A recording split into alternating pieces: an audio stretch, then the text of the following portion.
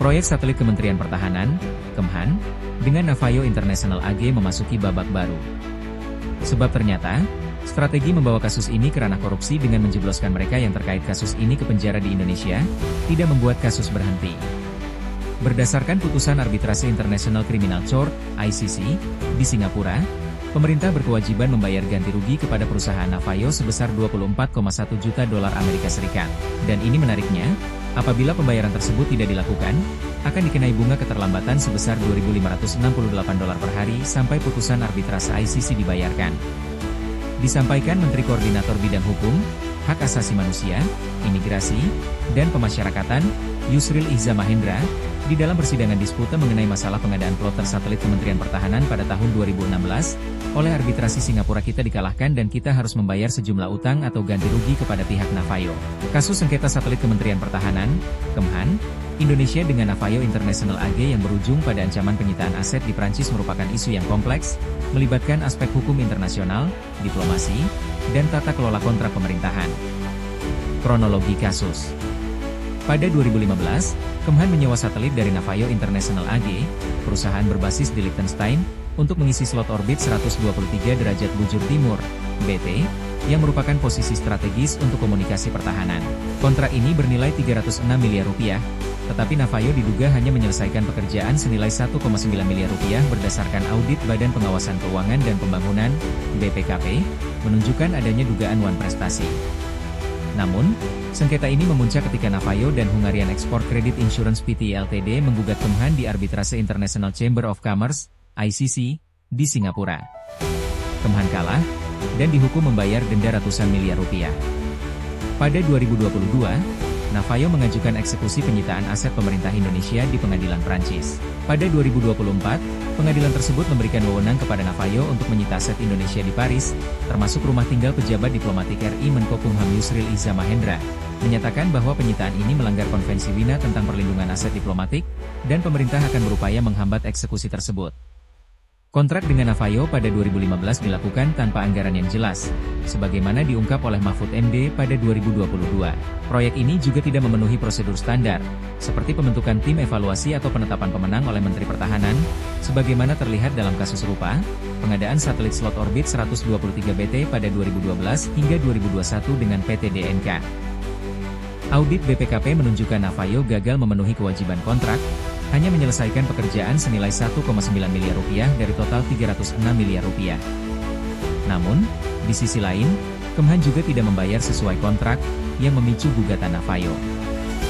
Penyitaan aset diplomatik di Prancis, seperti rumah pejabat KBRI, dapat merusak citra Indonesia di mata internasional, terutama karena melibatkan pelanggaran Konvensi Wina.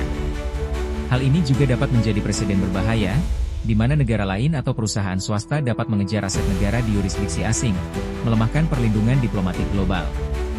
Selain denda ratusan miliar, kehilangan aset di Prancis akan menambah kerugian finansial. Lebih jauh, slot orbit 123 BT yang strategis untuk komunikasi pertahanan gagal dimanfaatkan, melemahkan kapabilitas pertahanan nasional. Hal ini diperparah oleh fakta bahwa satelit yang disewa, Artemis, tidak sesuai spesifikasi dan tidak dapat digunakan, sebagaimana terlihat dalam kasus serupa pada 2012 hingga 2021. Meskipun Prancis dan Indonesia memiliki hubungan pertahanan yang erat, seperti kerjasama DCA 2021 dan pembelian pesawat Rafale, kasus ini dapat memengaruhi dinamika bilateral. Prancis mungkin menghadapi tekanan untuk mematuhi Konvensi Wina, tetapi putusan pengadilan lokal menunjukkan prioritas pada kepentingan hukum domestik, yang dapat menciptakan ketegangan diplomatik. Kasus ini mencerminkan tantangan yang lebih luas dalam tata kelola proyek strategis di Indonesia, terutama yang melibatkan kontrak internasional. Kegagalan Kemhan untuk memastikan anggaran, spesifikasi teknis, dan kepatuhan prosedural menunjukkan kurangnya akuntabilitas, yang seringkali membuka celah untuk korupsi.